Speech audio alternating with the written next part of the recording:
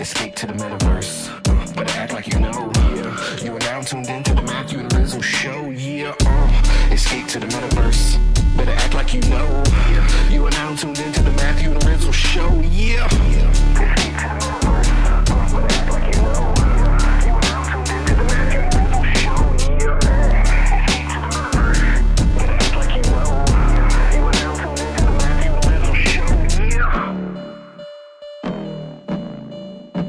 What's up, dude? My problem solved. What's up, dude? How are you, man? Recovering. Like what? Right after NFT NYC, we had family come over. I'm like a broken record at this point, but it was fun. But it was right after NFT NYC through the whole weekend and into Monday, and took them to the airport yesterday, like 4:30 a.m. So, Oh shit. just catching up on some sleep. Oh, dude. I hear that entirely. I had a very similar situation with family on the heels of NFT NYC. Didn't go quite as long as yours. Went through Sunday. But man, last week was just like a whirlwind. Dude, I feel like NFT NYC. I mean, I'm so glad I went, man. Really wasn't in the cards for and up until the last minute, and that's a long story that's irrelevant. But I made it, man, and. I don't know, man. Every time I go to NFT NYC, I feel like I don't sleep the entire time I'm there, just because it's such an overstimulating situation. But it wasn't a positive way, man. And anyway, man, you can probably hear my voice is still recovering. I was like yelling at my kids' flag football game in a positive way over the weekend too, which didn't help. So I'm still getting back in the swing of things myself here, man. Yeah, tired and yelling in a positive way. Yeah, I mean that's what I was doing all NFT NYC, man. It's like so exciting to see everybody, and then inevitably you end up in a situation that's like a little bit too loud to just have like normal conversations, and so I'm already loud, man. So I just end up yelling a lot, and by day 2, my voice is fucked. Yeah. As soon as I bumped into Brinkman over at NFT NYC, I'm like, say some things. Let me hear your voice. Where's it at? But he came prepared. He brought some like throat lozenges, and it seemed like it insulated his vocal cords far longer this time than previously. So, got to bring us some lozenges next time. Yeah. This is a strategy that I've never really implemented that totally makes sense. Especially I'm going to Lisbon and have to actually like say things on a public setting. So, knowing my tendency to get excited and be like, "Yo, I'm so excited." It was so much of that, man. I mean, the Cyberbrokers event was just like a hotbed for that. You were at NFT NYC a little bit longer than I was, man. And I'd be interested in hearing like about your experience apart from mine. But some of the best, I was only there for like, barely 48 hours. And with some of the best things I went to, you were at as well. So would love to dive into that, but also interested to hear of like anything else interesting you were up to, or any other like interesting takeaways or anything like that. Yeah, it was I got in Tuesday and met up with Alamo. We went out for some KBBQ, which was sensational. And then there's this Krugman All Ships Throne event called All Sips in a wine bar, which I'm not a wine guy, but I sort of am now after experiencing. Yeah, you could become a wine guy for something like that. Yeah, like the selection was great. The atmosphere is like really unpretentious, and again, like the through line for the whole week was just great people and great contexts, right? And I think that's where Cyberbrokers event was one of the top events, if not the top event for me too, just because of the group of people and the restaurant, the venue that they had selected was just, it was set up for conversations and breakout sessions and people hanging out, but all being together at the same time and doing their thing. And we know from years of going to New York during NFT NYC, which, to clarify for folks, never go to the conference, ever, ever, ever. Right. Fuck the main conference. It's all about the satellite events and breakout events. So back to the rest of the week. It was just great people. The conversations were, again, it's always cool to get a litmus test of where people's focus lies, what they're main considerations are. And like this year, it was like ordinals was a main through line. Specifically talking a lot about the project that we had talked about before, Sense. People were like, "What's your take on that?" And just talking about their own projects that they're preparing to inscribe on the Bitcoin blockchain, which is kind of everyone could probably assume that was the case. And then, but also like Farcast or Sapworcast, everyone's coming up with a strategy, how to use it. Are you on it? What's your take? Yeah, probably need to get there, which is pretty cool.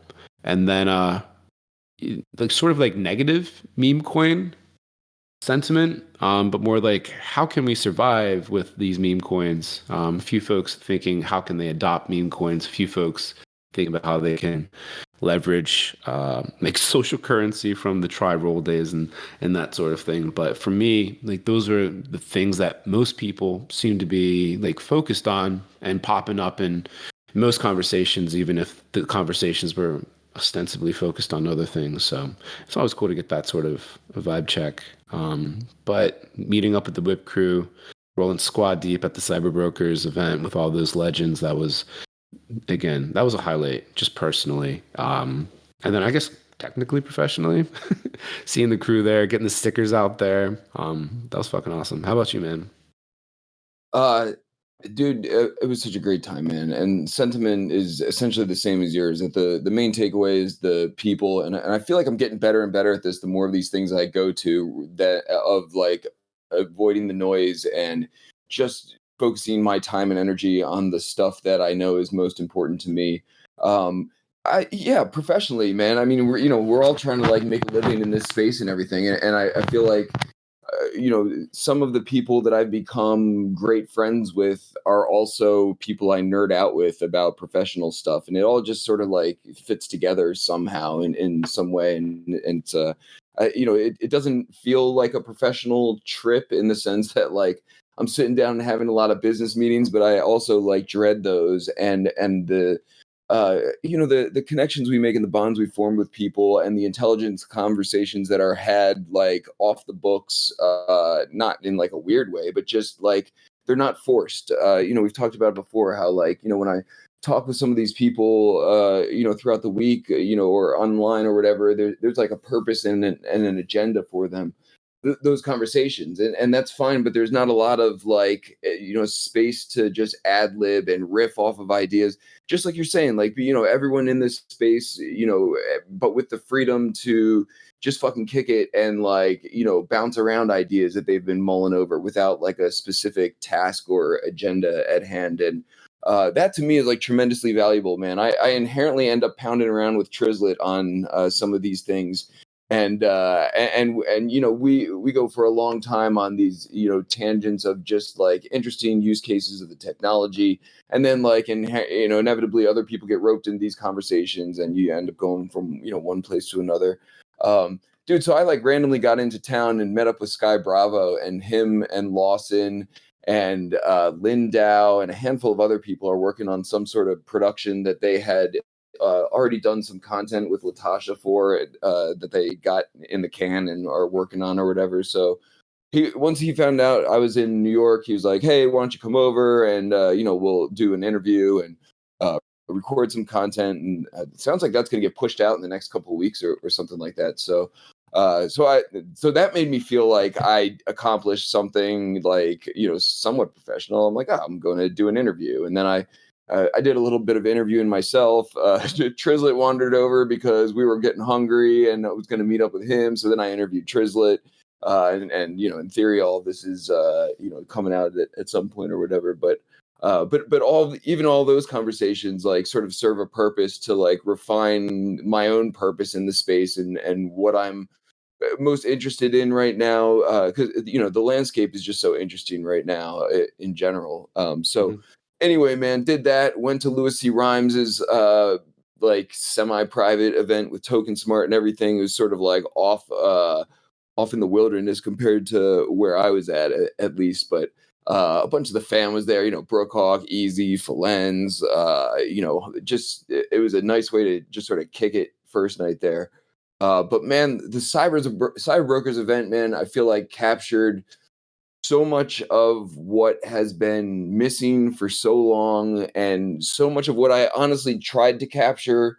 And I feel like I did so pretty successfully with Rizzlefest, and I'm trying to do the second time around with Rizzlefest, and that was like what I was thinking the whole time, man. I'm like, dude, Yep. this is the vibe, right? That has been missing, or is just extremely difficult to recreate, where you just got all the big brains, man, in one room, and not only big brains, but big brains with the experience and knowledge, who have been through several Mhm. cycles now, who have seen this space come up. And like, dude, those are like genuinely the people who I'm most interested in talking to, meeting, like networking with. I feel like the most brilliant ideas still come from that crowd and everything. So, dude, I walked out of the Cyberbrokers event feeling like extremely overstimulated, because I had like a million like intelligent conversations with a bunch of people that I had never met before. Fucking platonic mind is like, ragging on me, like she's like fucking with me, giving me a hard time and everything, and in like a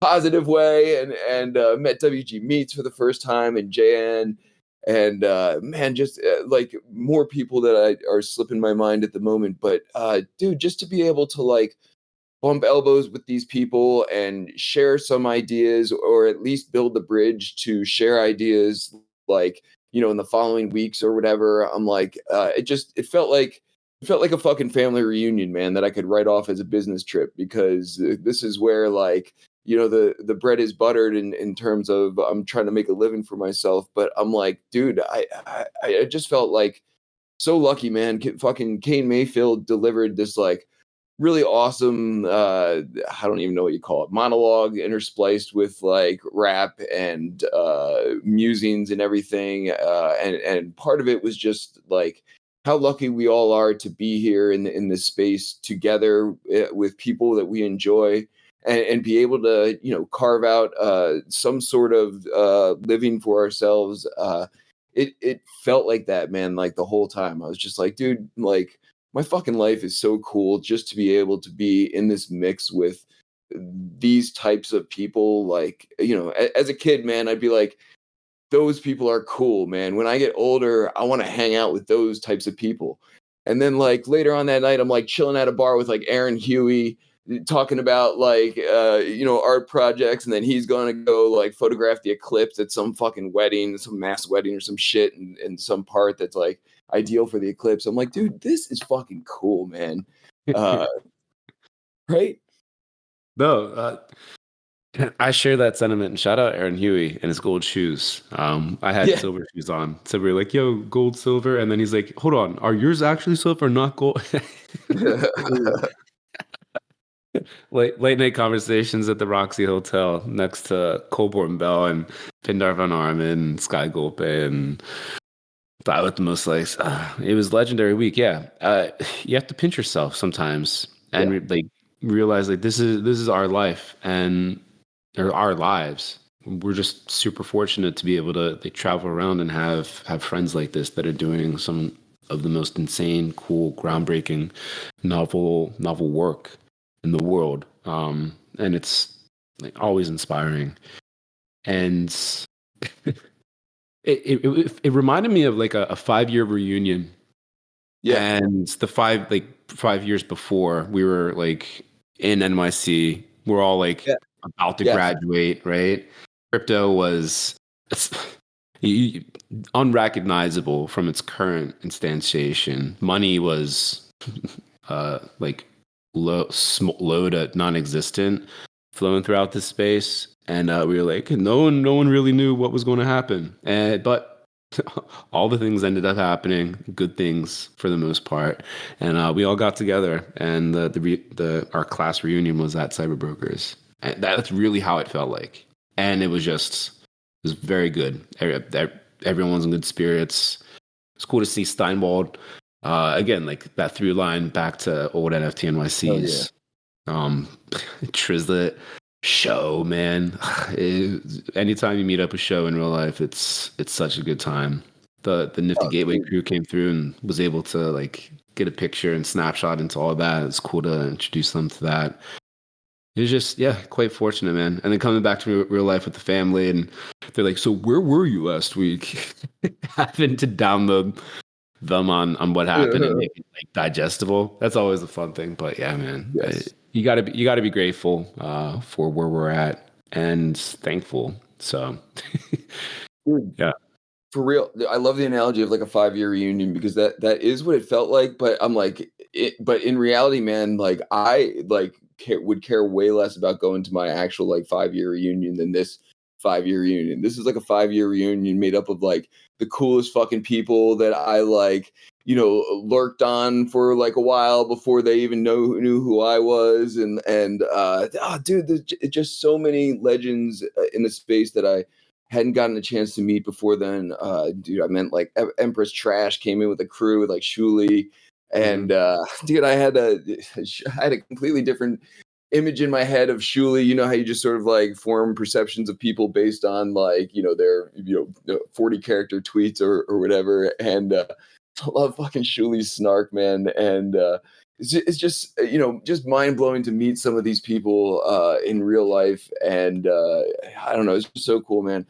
Dude, and the great thing that I also feel like I've done a pretty good job of avoiding in like pretty much everything I went to.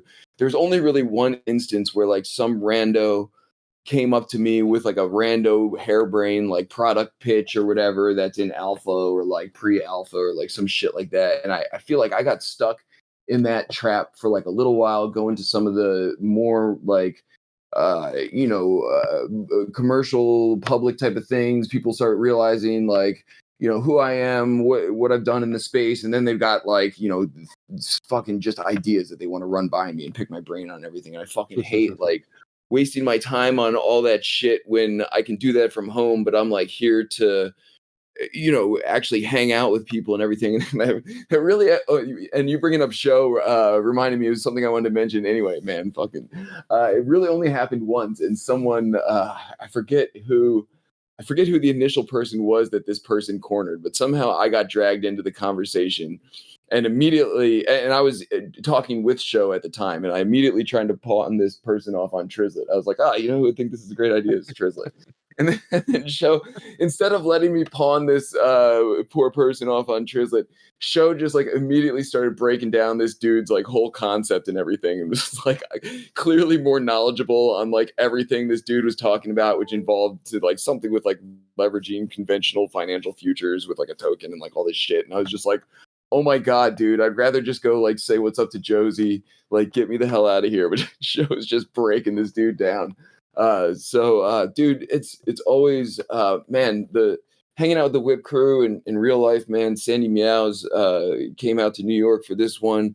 Met her boyfriend, Ahmed. I hope I'm saying it right. It was a long night. He was like a fucking really nice guy and actually like an OG in the space as well.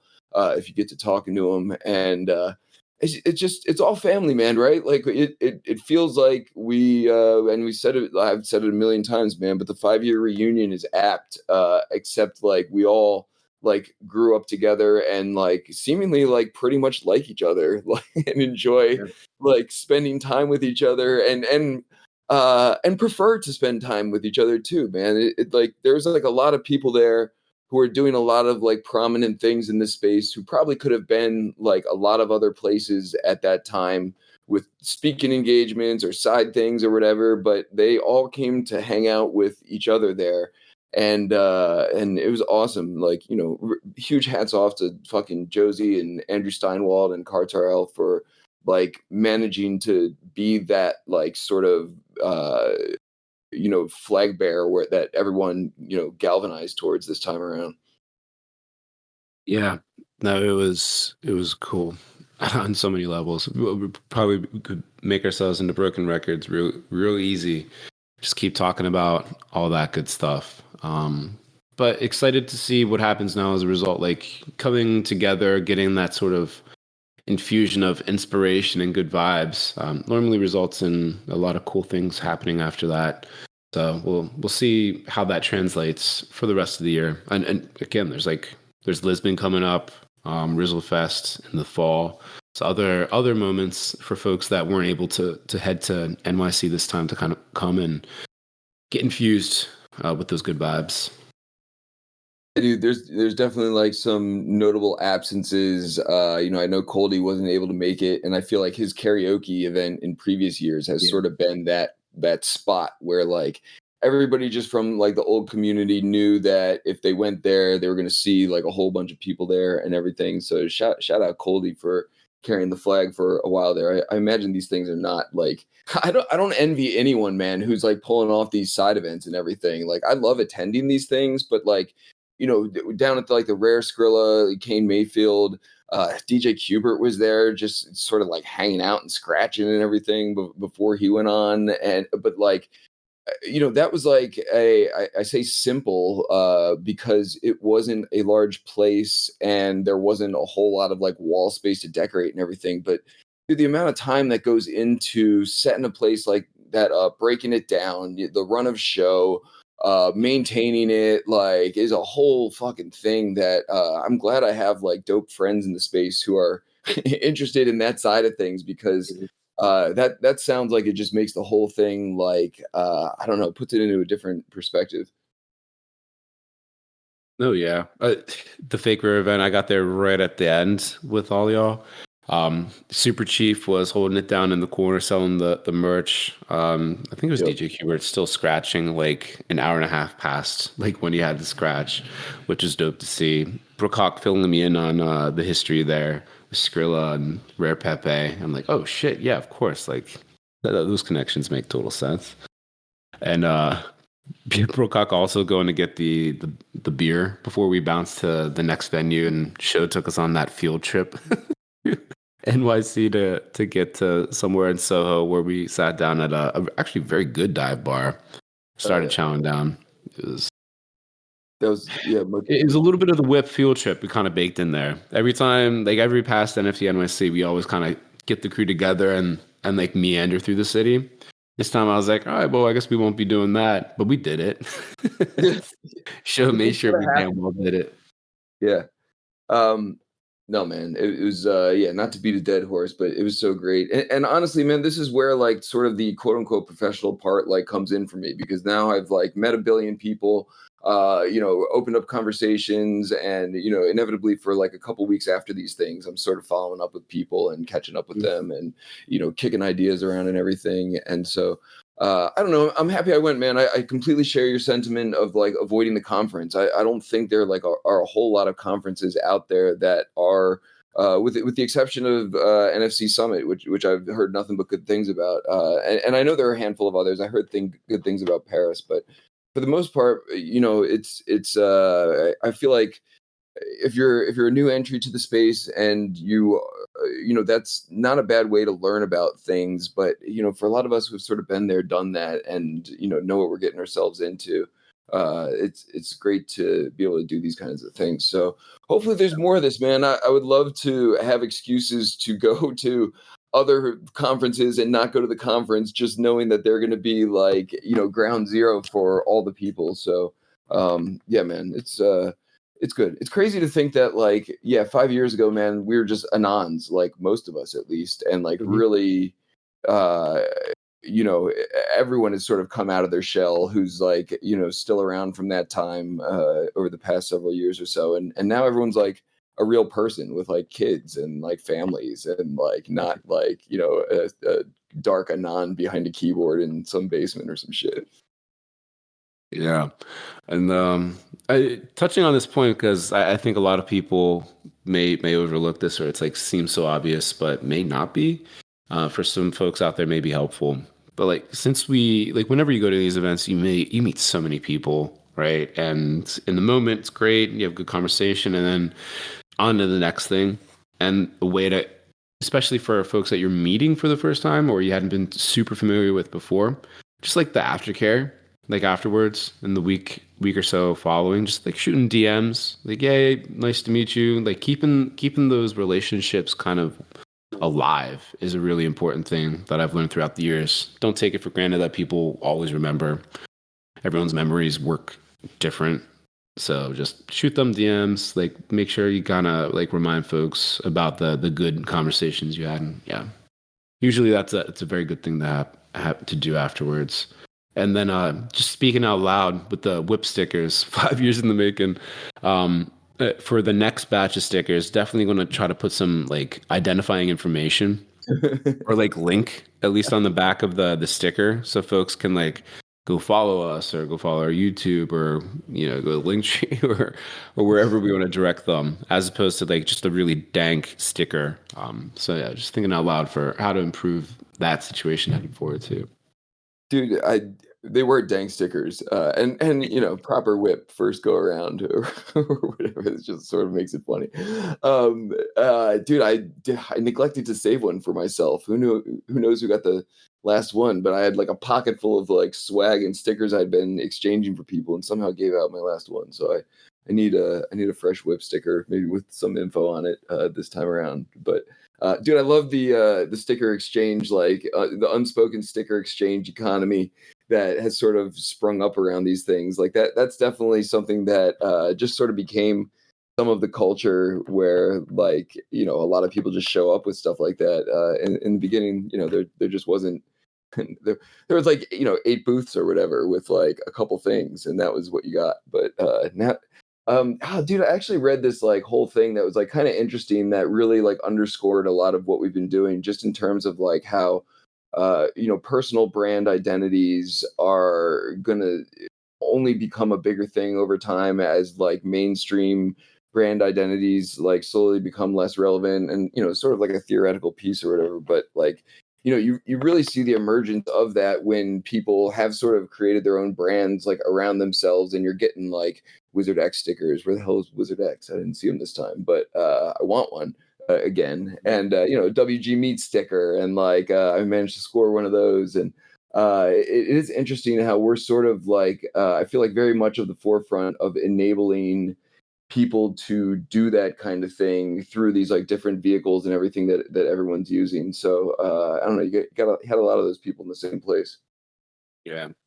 And then, well, now that the dust is, it's not settled exactly, but it's settling. Like, but Rizzlefest in the fall has been, aside from like those events, like what's the focus? Where are you going to be clocking? Like, yeah, Rizzle news segment basically. Cue the Yeah, Rizzle news. Rizzle News. Da-da.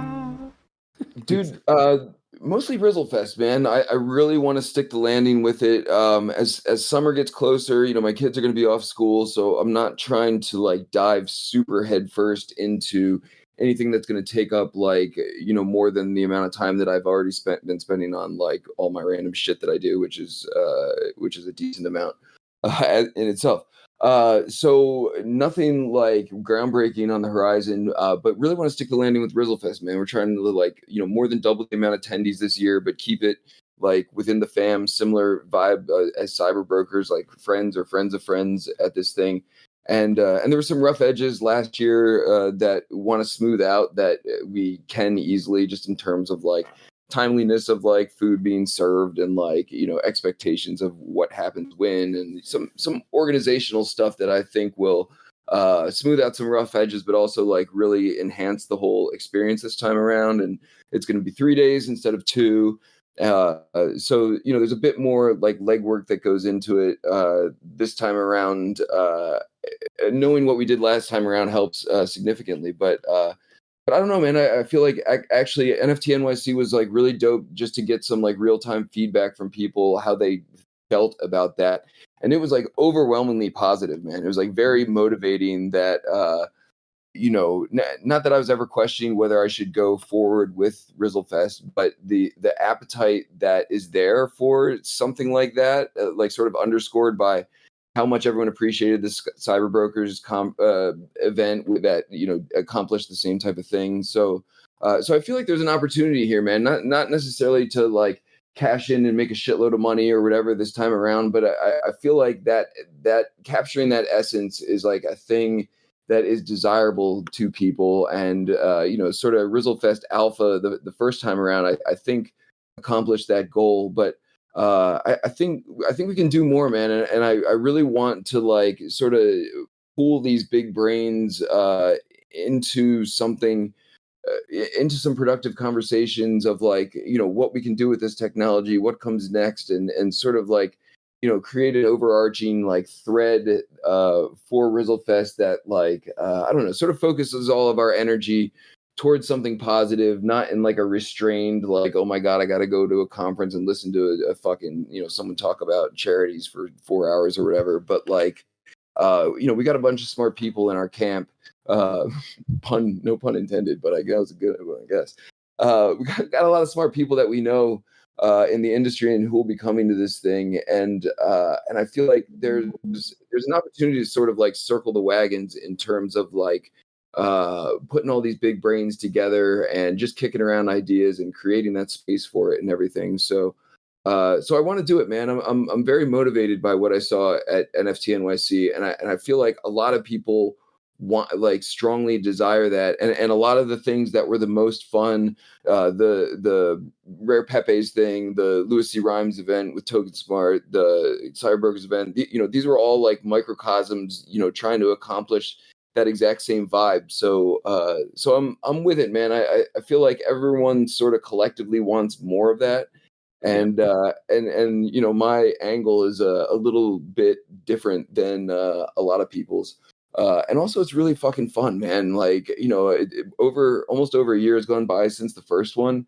And I don't know if I'd be ready for it in like 10 days, especially after NFT NYC and everything. But by the time fall comes around, I feel like it's going to feel like, hell yes, next family reunion, here it comes. Can't fucking wait to just fucking kick it in the woods and throw a fishing line in with Easy and Crypto and, hop in the canoes with Sandy and like all this shit. I'm stoked, man, and I really want to serve up an even better, cooler experience, but that keeps the same thing. So I'm somewhat heads down on that, but also trying to kick it with my kids over the summer a little bit too. I'm definitely stoked and looking forward to that. I just had a vision of Easy during Cyberbrokers, like heading down to the basement with like a million balloons and all the swag. He's such a swag magnet. Yeah, such a good time. Shout out Easy and Crypto.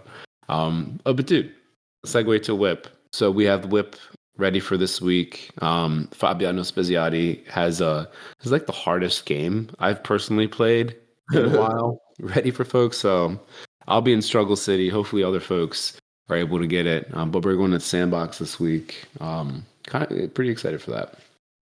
Yeah.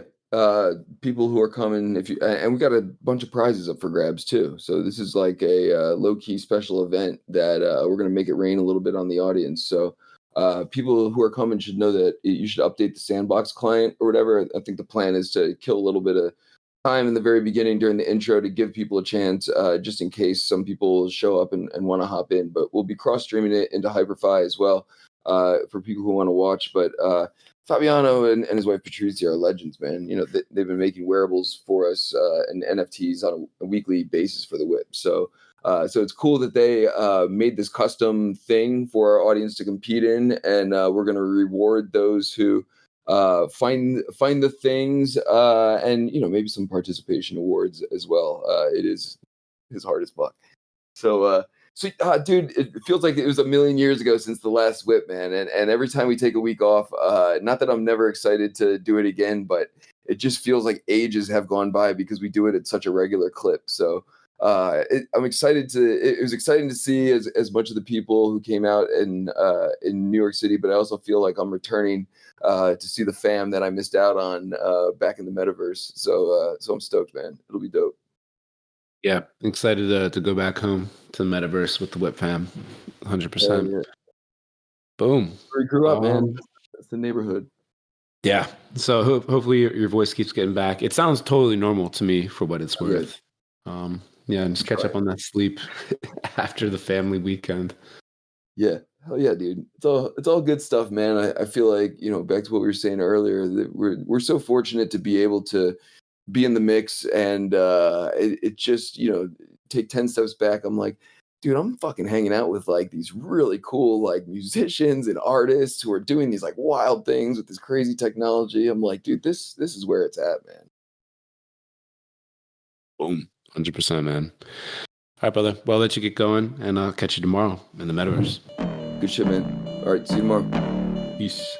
Later, Dragon 8. Later, Dragon 8's mom.